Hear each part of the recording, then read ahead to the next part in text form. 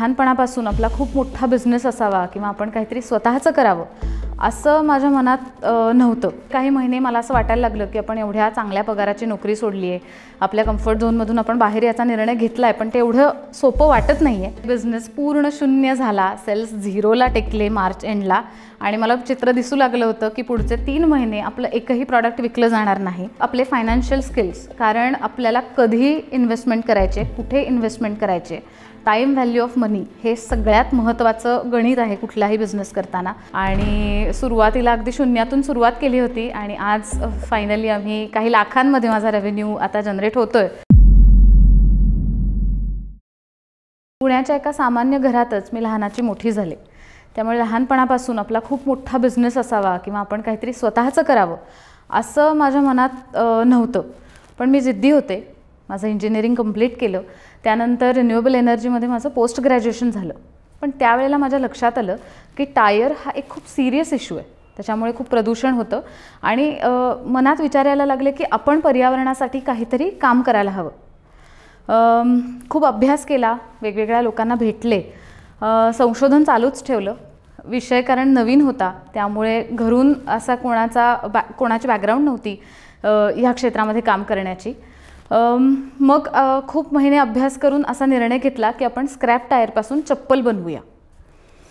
त्यावेळेला मी IT कंपनीमध्ये काम करत होते, चांगल्या पगाराची नोकरी होती, घरून सपोर्ट असा नव्हता, पण त्यांनी मुभा दिली की ठीक आहे, तुला तुझं कम्फर्ट झोन सोडून काहीतरी नवीन करायचं आहे तर तू कर।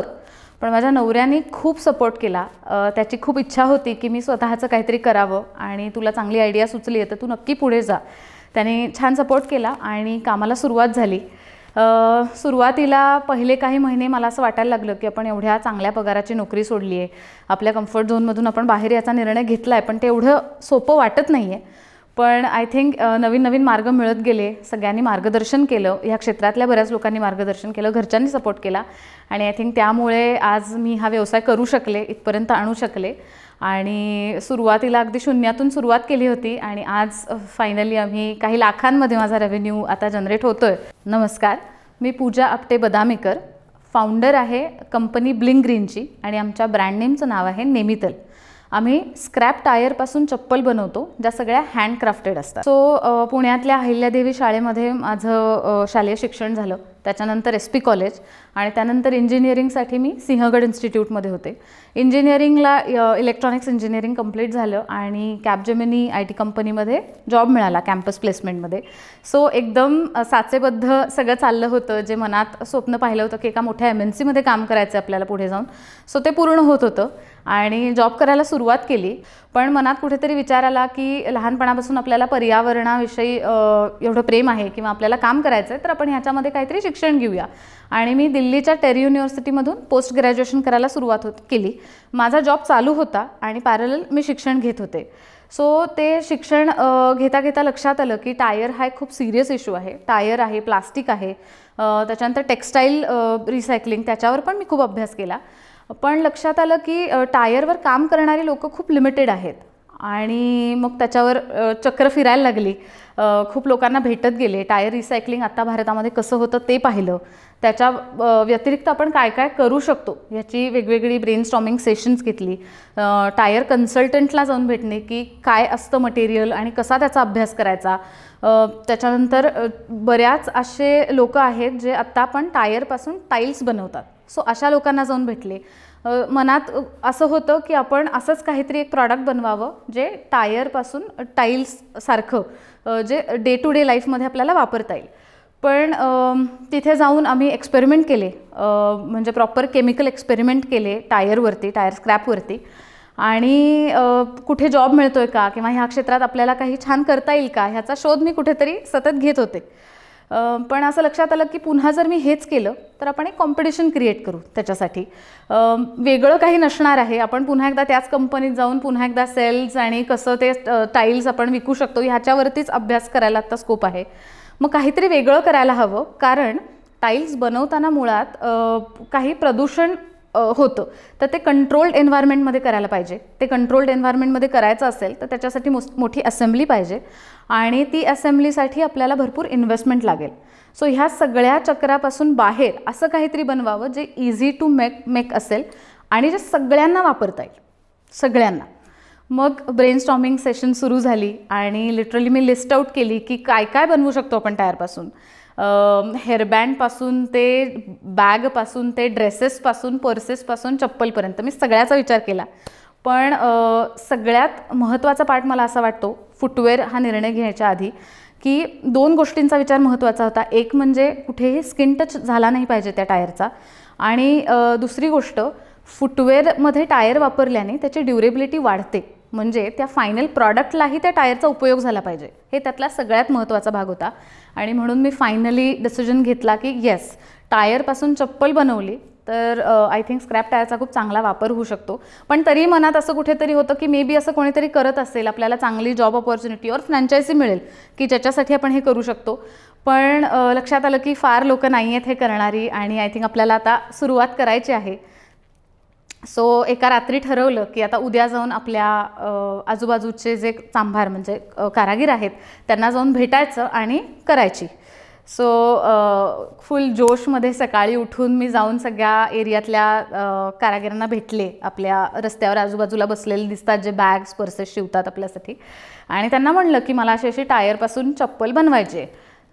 ते म्हणले की टायरपासून का मॅडम, मी तुम्हाला चांगलं मटेरियल देतो ना, त्याच्यापासून बनवा, तुम्ही टायरची चप्पल कशासाठी.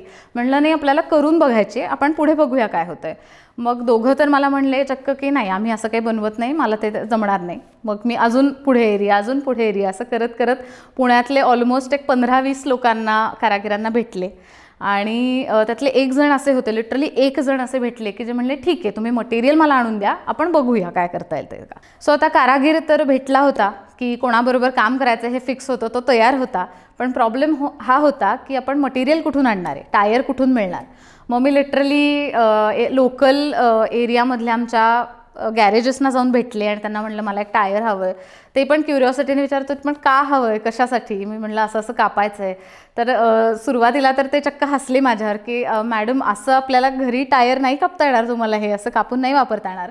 पण तरी मी त्यांच्याकडून एक टायर उचलून घेऊन आले. मी आणि माझे सासरे दोघांनी ते घरी कापायचा प्रयत्न केला, पण ऑब्व्हियसली आम्हाला लक्षात आलं की हे इतकं सरळ साधं असं कापलं आणि वापरलं असं होणार नाही ऑब्व्हियसली. मग अजून काही लोकं भेटली आणि त्यांनी चांगला सल्ला दिला की विमान टायर हे फुटवेअर इंडस्ट्रीमध्ये इझिली अवेलेबल होऊ शकतं. कारागिरांनी मदत केली दुकानं शोधायला आणि तिकडनं माझं पहिलं विमान टायर आलं. मग ते घेऊन मी त्या कारागिरांकडे गेले. त्यांच्यासमोर लिटरली बसून सकाळी 11 ते 3 आम्ही दोघांनी मिळून हे इकडनं चिकटवून बघू, ते तिकडनं लावून बघू, नाही हे बसत नाही आहे, हे चिकटवा, असं करत करत फायनली एक चप्पलेच्या आकाराचं दिसणारं काहीतरी आम्ही बनवलं त्याच्यामध्ये. पण मला आनंद होता की ॲटलिस्ट ते छान फ्लेक्झिबल आहे मटेरियल आणि त्याची चप्पल होऊ शकते, एवढा बेसिक कॉन्फिडन्स मला त्या दिवसापासून आला. मग त्याच्यावर ॲक्च्युली विचार सुरू झाला की विमान टायर हे जर फुटवेअर इंडस्ट्रीत आधीपासून वापरात होतं, फक्त त्याच्या कमर्शियली चप्पल बनवल्या जात नव्हत्या, तर हा एक ऑप्शन आपल्याकडे आहे. पण आपल्याला जो मेन मुद्दा आहे, जे टायर आपल्याला वापरायचे आहेत, हे ऑटोमोबाईल टायर आहेत जे इतक्या प्रमाणामध्ये स्क्रॅपमध्ये येऊन पडतात. मग त्याच्यावर अभ्यासाला सुरुवात केली. केमिकल, फिजिकल त्याचे वेगवेगळे ॲट्रिब्यूट्स वाचले आणि असं लक्षात आलं की आपण ट्रक टायर त्यातल्या त्यात इझिली वापरू शकतो, कारण त्याच्यामध्ये स्टील गॉज नसते. मग ते कुठून तरी मिळवलं, कुठून तरी म्हणजे लिटरली हायवेवरती गेले आणि तिथल्या एका गॅरेजवाल्याकडून स्क्रॅप झालेलं टायर घेऊन आले. पण प्रश्न हाच होता की ते कापणार कोण. मग शोधत शोधत एक 70 वर्षाच्या आजी भेटल्या आणि त्या म्हणल्या मी तुला टायर आणून देते. मी म्हणलं आजी टायर आणाल, पण मग कापायचं काय करायचं. त्या म्हणल्या आपण एक काम करू, माझा मुलगा टायर कापून देईल तुला, त्याच्याकडे एक हत्यार आहे. मग त्या आजींनी दुसऱ्या दिवशी त्या टायरच्या स्ट्रिप्स कापून मला आणून दिल्या. मग मी त्यांना नेहमीसारखं विचारलं किती पैसे झाले. तर म्हणजे लिटरली त्या रस्त्यावर बसून हार करणाऱ्या आजी त्या दिवशी मला म्हणल्या की अगं तुला प्रोजेक्टसाठी हवं आहे ना, ही एक स्ट्रिप घेऊन जा, तुझा प्रोजेक्ट होऊ दे आधी नीट, मग मी तुझ्याकडून पैसे घेईन, मग दुप्पट पैसे घेईन, पण आधी तुझं होऊ दे.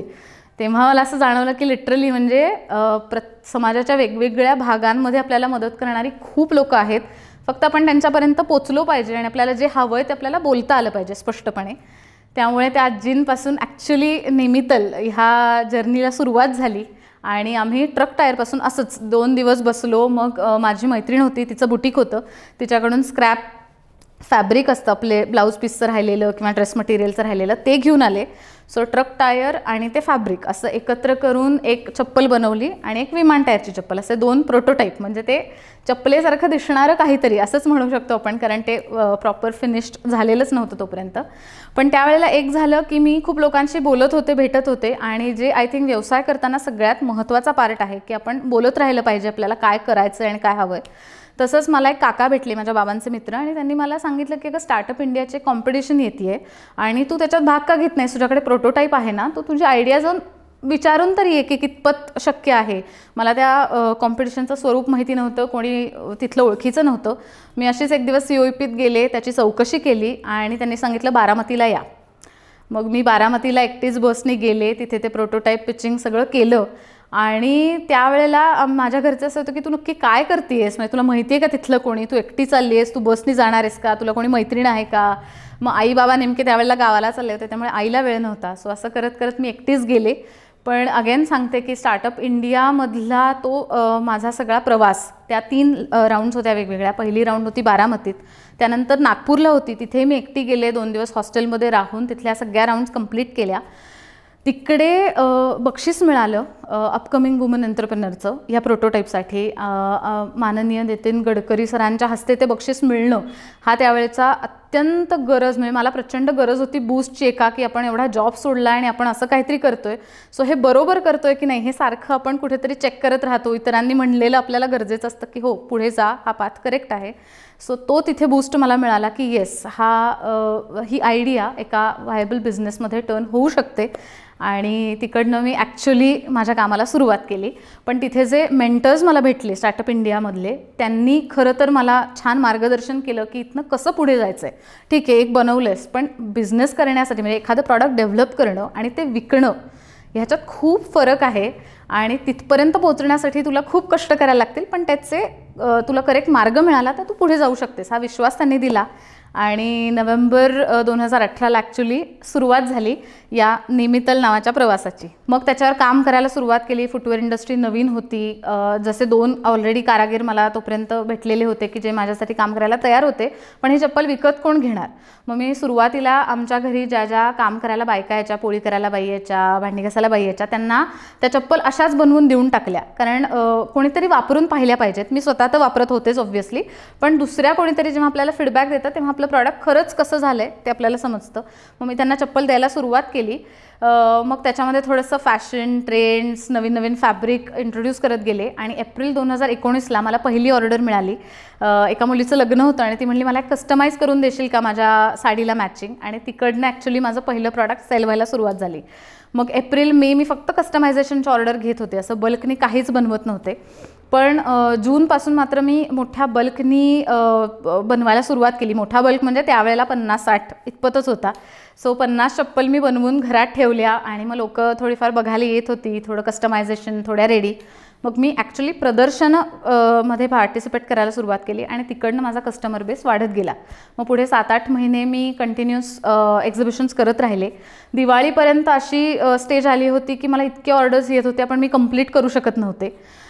त्यामुळे खुश होते की चला करेक्ट पाथवर आहोत आपण. पण दिवाळी संपली आणि सगळा सीझन डाऊन झाला आणि तेव्हा असं लक्षात आलं, आपल्याला वाटत नाही पण फुटवेअर हे सीझनल प्रॉडक्ट आहे. प्रत्येक सीझनमध्ये येऊन तेवढी खरेदी होऊ शकत नाही, किंवा मग त्या सीझनसाठी आपल्याला ते स्पेसिफिक प्रॉडक्ट डेव्हलप करावं लागेल.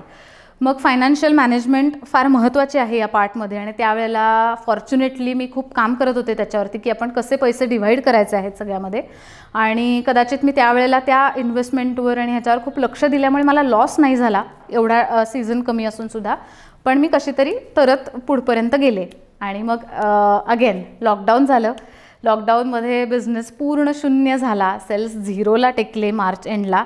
आणि मला चित्र दिसू लागलं होतं की पुढचे 3 महिने आपलं एकही प्रॉडक्ट विकलं जाणार नाही. आपल्याला कसं तरी तोपर्यंत जागा रेंट घेतली होती, त्याचं रेंट भरायचं होतं. लोकांना ऑर्डर्स दिल्या होत्या, त्या ऑर्डर्स तर येऊन पडणार होत्या कारागिरांकडून, त्याचे पैसे द्यायचे होते. पण मी पूर्णपणे एवढाच विचार करत होते की पुढचे 6 महिने आपल्याला हा बिझनेस कसा करायचा आहे. आणि एकच विचार आला की आता आपल्या स्टुडिओत कोणी येणार नाही, आपल्याला एकही एक्झिबिशन करता येणार नाही लॉकडाऊनमुळे. आता ऑनलाईन बिझनेस नेण्याशिवाय ऑप्शन नाही. तो ऑगस्ट 2020मध्ये आम्ही स्वतःची वेबसाईट लॉन्च केली nemital.com. आणि तेव्हा ॲक्च्युली लक्षात आलं की आता आपल्याला पॅन इंडिया प्रॉडक्ट्स देता येणार आहेत. जरी आपण जाऊन एक्झिबिशन करू शकत नसलो तरी ॲक्च्युली भारतभर आपले प्रॉडक्ट्स आपल्याला पोचवता येतील. त्यामुळे सोशल मीडिया मार्केटिंग सुरू केलं आणि त्याच्यामुळे आमच्या वेबसाईटला खूप छान रिस्पॉन्स मिळायला लागला. पण ह्या सगळ्या जर्नीमध्ये सगळ्यात महत्त्वाचा पार्ट होता की आपल्यामध्ये काही स्किल्स सुरुवातीपासून असणं किंवा आपण ते डेव्हलप करत नेणं गरजेचं आहे. सगळ्यात महत्त्वाचा हा आहे की आपण जी एक प्रॉडक्ट बनवायचं ठरवलं आहे त्याच्यावरती ठाम राहणं गरजेचं आहे. प्रत्येक महिन्याला प्रॉडक्ट बदलून कुठलाही व्यवसाय यशस्वी होऊ शकतो असं मला नाही वाटत. दुसरी गोष्ट आपले फायनान्शियल स्किल्स, कारण आपल्याला कधी इन्व्हेस्टमेंट करायचे, कुठे इन्व्हेस्टमेंट करायचे, टाईम व्हॅल्यू ऑफ मनी हे सगळ्यात महत्त्वाचं गणित आहे कुठलाही बिझनेस करताना. सो ते जर आपण चोख ठेवले, आपल्या सगळे अकाउंट्स परफेक्ट ठेवली तर ह्या गोष्टीची आपल्याला खूप मदत होते. आणि तुम्हालाही कुठला व्यवसाय सुरू करायचा असेल तर तुम्ही जोशच्या स्किल्स ॲपवरून नवीन नवीन गोष्टी शिकू शकता. स्वतःमधली कम्युनिकेशन स्किल्स किंवा बाकी गोष्टी डेव्हलप करू शकता ज्याचा उपयोग तुमच्या बिझनेससाठी तुम्हाला होऊ शकतो. आणि नवीन ज्यांना बिझनेस सुरू करायचा आहे त्यांच्यासाठी 2च गोष्टी सांगेन. पहिली गोष्ट, जसं मी सांगितलं की पहिलं प्रॉडक्ट आपण बनवतो त्याच्यानंतर 1 महिन्यात आपली विजन स्टेटमेंट एकदम करेक्ट डिसाईड करायला पाहिजे की आपल्याला पुढे 5 वर्षात काय करायचं आहे. आणि दुसरी गोष्ट, तुमचा बिझनेस कुठल्याही स्टेजला असू दे, आयडिएशन असू दे किंवा स्केलअपला असू दे, तुम्ही इन्क्युबेशन सेंटरकडे जाण्यासाठी कुठलाही विचार करू नका. ते चांगली मदत आपल्याला देऊ शकतात. इंडियाची इकोसिस्टीम आता स्टार्टअप्सला बूस्ट करते आहे. सो आपण या सगळ्याचा वापर करून घेतला पाहिजे.